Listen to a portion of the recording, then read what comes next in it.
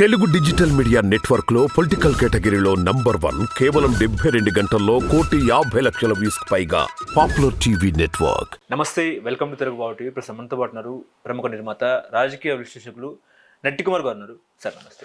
నమస్తే సార్, తెలంగాణలో కాంగ్రెస్ ప్రభుత్వం ఏర్పడి వారం రోజులు కావస్తూ ఉంది. కానీ అటు బీఆర్ఎస్ ముఖ్య నాయకులు పల్లా రాజేశ్వర రెడ్డి కానీ, కడియం శ్రీహరి కానీ, ఇటు చూసుకుంటే రాయసింగ్ కానీ, కాంగ్రెస్ ప్రభుత్వము 6 నెలల్లో కూలిపోతుందని చెప్పేసి, లేదు కాదు సంవత్సరంలో కాంగ్రెస్ ప్రభుత్వం కూలిపోతుంది, మా సర్కార్ వస్తుందని చెప్పేసి బీఆర్ఎస్ నాయకులు చెప్తున్న పరిస్థితి. నిజంగా మెజారిటీ ఉన్న కాంగ్రెస్ ప్రభుత్వం కూలిపోయే ప్రమాదం ఉందంటారా?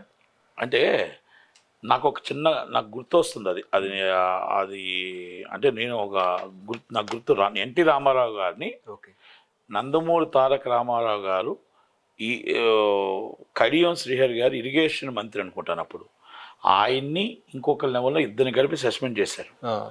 సస్పెండ్ చేస్తే ఆ రోజు గవర్నమెంటు చంద్రబాబు నాయుడు గారు హ్యాండ్ ఓవర్ చేసుకోవడానికి కారణమే, ఆ రామారావు గారి గవర్నమెంట్ కూలిపోవడానికి కారణమే కడియం శ్రీహరి గారు. నాకు బాగా గుర్తు అంటే కొంచెం గుర్తు. అది అయితే ఈ అలవాటు ఉన్న వ్యక్తి కాబట్టి ఆయనకు అనుమానం ఉండొచ్చు ఒకటి ఫస్ట్.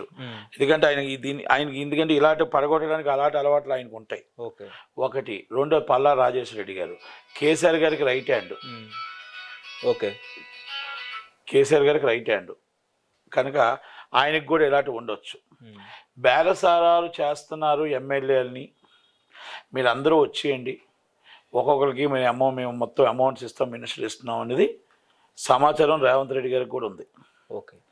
ఇది ఇప్పుడు కాదు, గవర్నమెంట్ రాకుండానే, ఇంకా రిజల్ట్స్ రాకముందే బేరసారాలు చేసిన మాట వాస్తవం. దానికి మొత్తం టోటల్గా వాళ్ళు చెప్పడం అనేది వాస్తవం.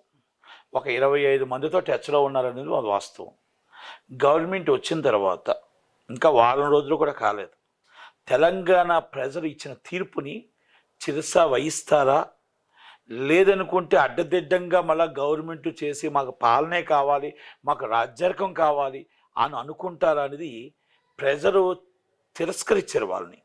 మళ్ళా గవర్నమెంట్ ఏ ముఖం పెట్టుకున్నారు, మళ్ళీ గవర్నమెంట్ వీళ్ళందరిని అమ్ముడిపోయిన వాళ్ళు తీసుకుని, ఒక అమ్ముడిపోతే ఎవరైనా అమ్ముడిపోతే వాళ్ళని తీసుకుని గవర్నమెంట్ చేస్తానంటారు.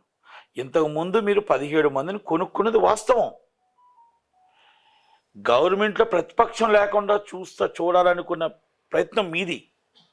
కానీ ఈరోజు నేను ఒక మాట చెప్తా, ఏలైతే మీరు చూపించి మీరు కొందామని అనుకుంటున్నారో అవతల నుంచి మీకు 17 మంది ఎమ్మెల్యేలు రేవంత్ రెడ్డికి సపోర్ట్గా బయటకు వచ్చేయడం అనుకుంటున్నారు. ఎందుకంటే మీ రాజ్యాంగం భరించలేకపోతున్నారు, మీ నియంతత్వం భరించలేకపోతున్నారు, మీ ఒంటరి పోకడిని భరించలేకపోతున్నారు.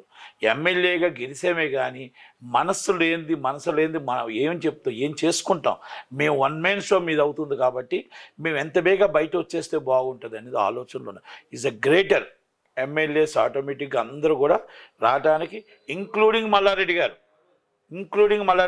గారు అల్లుడు. ఎస్, ఆల్రెడీ రేవంత్ రెడ్డి గారితో అందరితో మాటలు జరుగుతున్నాయి. ఇది 17 మంది, నాకు తెలిసి ఒక 2 నెలల్లో 17 మంది ఎమ్మెల్యేస్ రావచ్చు. కానీ ఈ నాయకులు ఏ లాజిక్తో కాంగ్రెస్ ప్రభుత్వం కూలిపోతుందని చెప్తున్నారు? ఇప్పటికే కాంగ్రెస్ పార్టీ 10 మంది ఎమ్మెల్యేలను మేముకుంటే మా ప్రభుత్వం వచ్చేస్తుందని చెప్పేసి వాళ్ళు కళాఖండగా చెప్తున్న పరిస్థితి. ఎవరు? బీఆర్ఎస్ నాయకులు పల్లా రాజేశ్వర రెడ్డి కానీ, కడియం కానీ. ఇప్పుడు మాట అండి, కొనడం వాళ్ళకాల ఒకటి.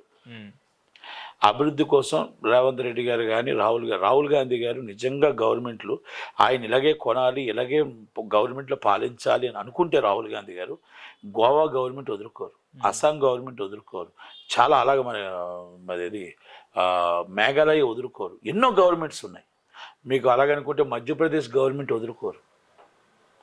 అలాంటి తత్వం రాహుల్ గాంధీ గారికి లేదు, రాహుల్ గాంధీ గారి రక్తంలో లేదు. ఎందుకంటే ఆయన ఒకటే చెప్తాడు, నిజాయితీకి మారుపేరుగా మనకి ఎంతమందికి ఇస్తే అంతమందికి, మనకి ఎప్పుడు ప్రజలు మ్యాండేట్ ఇస్తే అప్పుడే ఉందాం తప్ప మనం ఇంకొకరిని తీసుకొని ఇంకొకరిని పెట్టుకొని మన ఈ రాజకీయాలకి రాజకీయాలకి గవర్నమెంటే ఉండాల్సిన అవసరం లేదు. ప్రజల్లో ఉండాలంటే ప్రజల మనిషిగా ఉండవచ్చు, ఎంపీగా ఉండాల్సిన అవసరం లేదు, మనకి ఇల్లు ఉండాల్సిన అవసరం లేదు. ప్రజలు ఉన్నంత పార్లమెంట్ మొత్తం ఉందాం, అందరూ మన ఇల్లులే. అంటే అంత మనస్తత్వం ఉన్న వ్యక్తి రాహుల్ గాంధీ. నేనే కాంగ్రెస్ పార్టీ నుంచి ఎప్పుడో బయటకు వచ్చాను, నేను ఇప్పుడు కూడా చెప్తున్నా. నేను కాంగ్రెస్ పార్టీ, నేను రాహుల్ గాంధీ గారిని వెనకేసాను. ఆయన వ్యక్తిత్వం కోసం నేను గౌరవిస్తున్నా. సోనియా గాంధీ గారి వ్యక్తిత్వం నేను గౌరవిస్తున్నా. ప్రియాంక గాంధీ గారి వ్యక్తిత్వం నేను గౌరవిస్తున్నా. నేను చెప్తుంది అలాగా. ఇప్పుడు ఒకటండి, పదవ లేకపోతే జబ్బు వస్తుంది, పదవ లేకపోతే మనం హాస్పిటల్ పాలైపోతాం, పదవ లేకపోతే పిచ్చెక్కిపోతాం అనుకునే వాళ్ళకి ఈ గవర్నమెంట్లో కావాలి. కానీ పదవి ఉన్నా లేకపోయినా ఏకగ్రీన్గా మొత్తం యాట్సాప్ అనుకుంటూ నడిచేళ్ళే వ్యక్తి ఒక రాహుల్ గాంధీ గారు. కనుక ఈ రాహుల్ గాంధీ గారు ఎప్పుడు కూడా ప్రజల మనిషిగానే ఉంటాడు. కనుక ప్రజలు తిరస్కరించారు దాన్ని. మీరు 5 సంవత్సరాలు ప్రతిపక్షంలో సపోర్ట్ చేస్తే మీ 39 మంది ఉంటారేమో.